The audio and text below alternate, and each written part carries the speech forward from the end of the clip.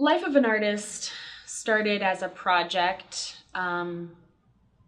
with Ingrid and Barbara, and they brought me into the mix for advice and kind of giving relevance to all of the ideas that we had been talking about with living as a female artist in this particular day and age and how to make it in the world. We chose to do this project as a documentary style series because of the contemporary relevance that that medium has on popular culture. Reality TV is really popular, and for a good reason.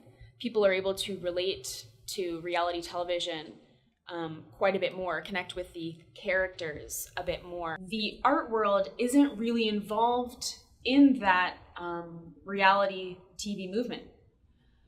The documentary project really gives us a chance to explore real life issues that we wouldn't have a chance to really get across in other platforms. Females coming up as artists right now have a lot of issues that aren't really talked about, and we think it's relevant to discuss. The idea of using reality TV as a medium really starts to seem very realistic, and of course, we also want to discuss what it's like to be a woman, what it's like to be a woman in today's time, what are some of the benefits, and what are some of the challenges that we still face. How is it different to be a woman in today's time? Of Life of an Artist. It's our newest project. It's we're filming a day in the life of an artist, female artist rather, and kind of seeing where that goes. But we just started here. We just moved in yesterday, so we'll have this space for a year. Didn't they do this on the pier of Huntington Beach? Yeah, that was us. Yeah. Yeah, that was you. I was thinking, like, Yeah. Oh wow. Oh my gosh, you saw that? Yeah, I did. It was phenomenal. I looked over and I see these women that are just like giving themselves up, and they just. You were there at the beach? Yeah, it was. Oh my gosh, that's where I'm from. Listen Huntington Beach to was this. So powerful. Huntington it was Beach. wonderful. She said, are you guys part of this? And I was just. It's beautiful. Yeah. Amazing. It was great. Yeah. Thank you so much. You're welcome. I love that what you're means doing. so What you're saying. I much. think you guys are so rad. Keep going. Thank you. Really Thank great. you. Really great. Wow. Yeah. So. Really. Oh, Thank you for making this type of artwork. It's amazing. Thank you guys. Yeah. Ingrid, Barbara, and I met a couple of years ago while they were working on a project called Gorilla Gowns. I was a reporter for KCET Artbound, and I pitched the story to my editors about the Gorilla Gowns performances. The performances that Ingrid and Barbara were involved in included other girls as well, but were performing a dance in bridal gowns. They would gather and do a choreographed routine and then unsew items from their dresses that meant something to them personally. The women would then sit down in their gowns and reflect on these items and what they meant to them. It's a haunting visual, very beautiful, strange, of course, but very beautiful. And it was really about looking into these intimate moments of these women that maybe aren't often shared. The haunting visuals of the wedding dresses were something really special that hadn't been seen before in Orange County arts. So it was really nice to be a part of that movement. I was just dried up. There was no more creative juices, and so I got into Cal State Fullerton. I was just healing from cancer, and so I decided that what I would do would be to create a series about cancer. And it was about healing, and it was about my health, and I didn't really know even how to begin the series. But all I knew is that I was very interested in photorealism, because that is kind of where I led off from Riverside. And once I got into the program, I realized right away that my conceptual content was lacking, and that would be, the biggest challenge in grad school, because I can no longer allow my technique to hold me up.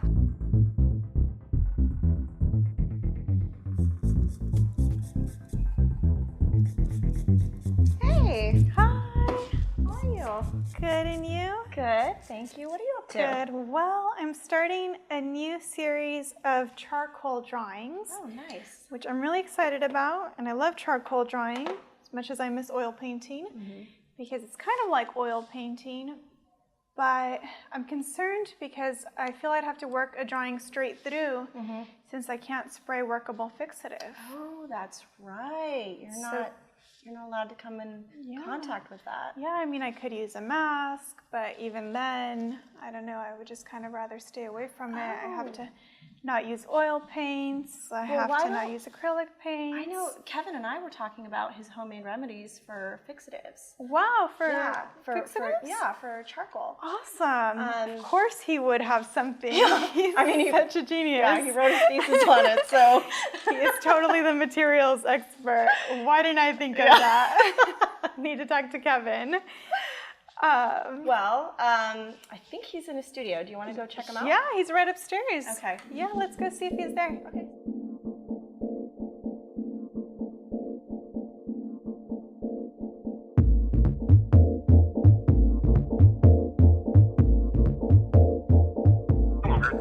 Kevin, hi, how are you? Good. Good. What are you guys up to? Well, I am actually standing in your studio, and all of your work looks beautiful, and your studio really, really, really makes me miss oil painting. But the reason Barb and I came up here is because we were talking about materials, and Barbara said you have a recipe for a homemade fixative I might be able to use that is safe. Yes, I have several recipes Wow. for homemade fixatives that you can use. And there's a couple of other safety issues around drawing, so you're going to be focusing mostly on drawing, right? Yes. Well, thanks. I left you a couple of books. Wow. And they actually have a topic for it regarding pregnancy. Oh, awesome. That I need, and all of your list of books and materials. Thank you so much. So, can we talk about this sometime? And thank you for sending all of those materials. And Barb already made herself comfortable here in your studio and Ask him if he wants to come by our studio and. sat down and found your books. And she has a question for you. Here, hold on a sec. That's great. Yeah, you guys are always welcome in the studio, and you can settle the day which one of those is comfy there. So, Thanks, Kevin. I'm already in the comfy chair, but I just wanted to know if you would come by this week so you could talk with Ingrid and me as well, because I'll be needing it in the future, of course. But just would love to have you there. Is that good for you this week? of course. Okay, Yeah, awesome. that would be just great. Excellent. Okay, well, we'll talk soon. Thanks again, Kevin. Thank you, Kevin. See you soon. Okay. Do you want to go downtown? I was thinking that we need some materials for the Feminist confessional.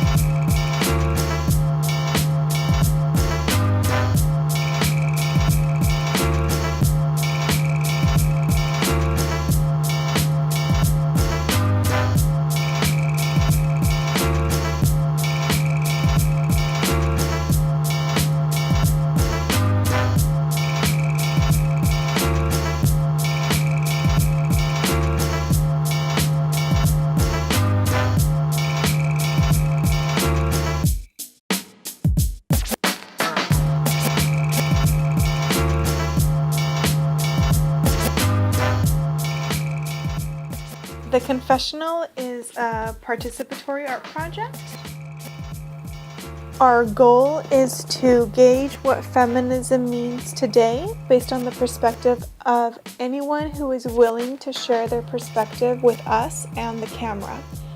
We want to know if they love feminism, if they hate it, if they think it's something from the past or relevant to their generation, and we are hoping that all types of people will go into the confessional and share their thoughts.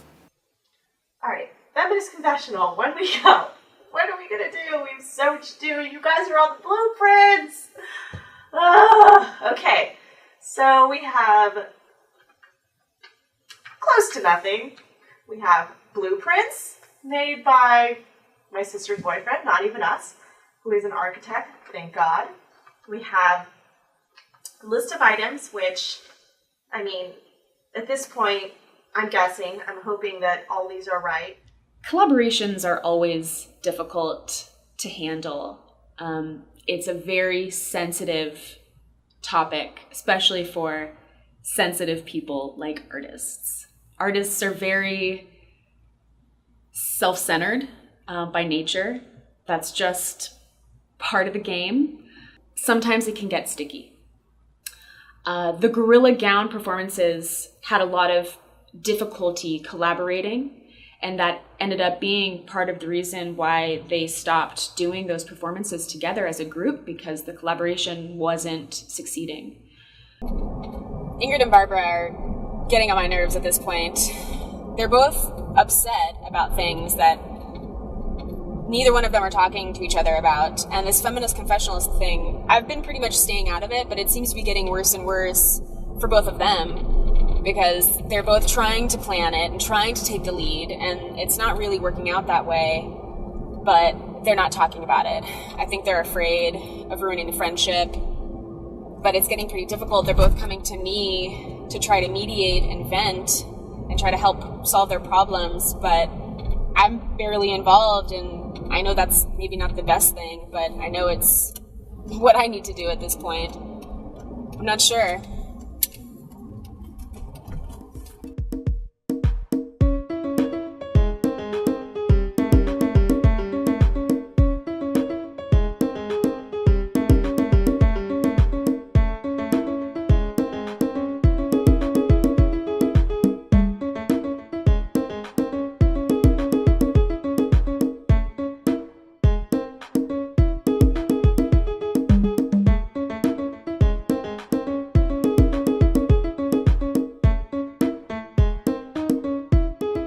So we don't have the key. I don't have the key because we only have one. And wait till Ingrid gets there. Finally, she gets there, and then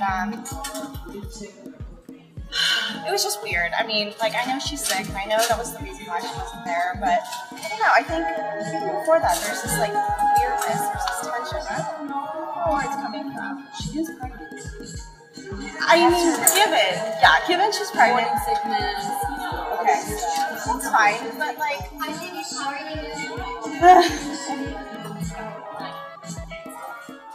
I met Barbara in grad school at Cal State Fullerton, and she was recovering from chemo at the time. She was bald, actually. And the first thing I ever remember her saying is, "I'm just glad it was me and not my sister." And I was like, whoa. And she was just always so positive and happy and upbeat, and her artwork is so beautiful. We weren't friends particularly, but we did have a few conversations.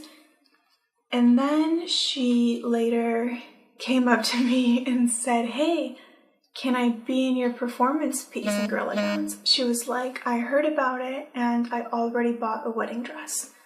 So I was like, okay, great. And from that point forward, she made it really clear that she really, really understood the concept, knew that we were doing this because it was a conversation that needed to be had. We all felt that need about feminism, femininity. Out of everyone in the group, she definitely showed the most vision and the most understanding, and she was so committed. And that's why we're still working together today, because Barbara was always on board, and that's how from Gorilla Gowns we evolved to this project, which now we have an artist residency, which is huge. We have a studio that's really big and art walks and all these great things to do. But working with her has been so hard, and it just makes it so much harder that she's such a nice person, because I don't know how to tell her things. And I have no idea what she's saying when she's trying to say something. She does not set limits or boundaries. So she'll just say yes, yes, yes, yes, yes, yes, yes. And then she goes nuts. And she acts like it's my fault she's going crazy. But she's the one who wanted the responsibility or the project or the idea or a million things. So she has been making me crazy. I'm so stressed. I'm beyond words. This thing was supposed to be a lot of fun, and it turned out to be just like the worst thing I could possibly think about. I mean, it's on my mind at all times. It weighs on me. I thought that this thing would be fun, and I thought that it would give me a chance to grow relationships and do all the things that I wanted to do with an amazing group of girls. And it sucks. It just sucks. You know, where this is supposed to be a collaborative, this is supposed to be like, you know, equal parts, and, you know, I feel like I'm an employee, like a supportive role, and it shouldn't be that way. It's getting really difficult.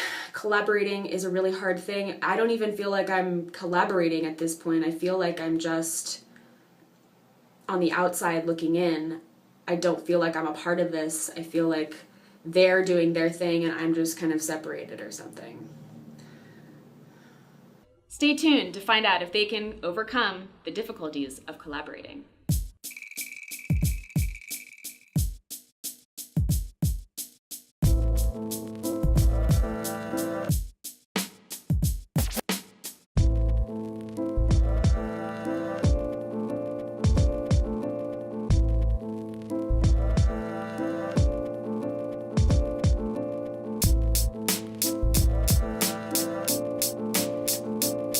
They got their eyes on me, I got my eyes on the moon. Come rolling through town around high noon. And if I don't see you later, then I'll see you soon. Yeah, haters and fakers, I see through you.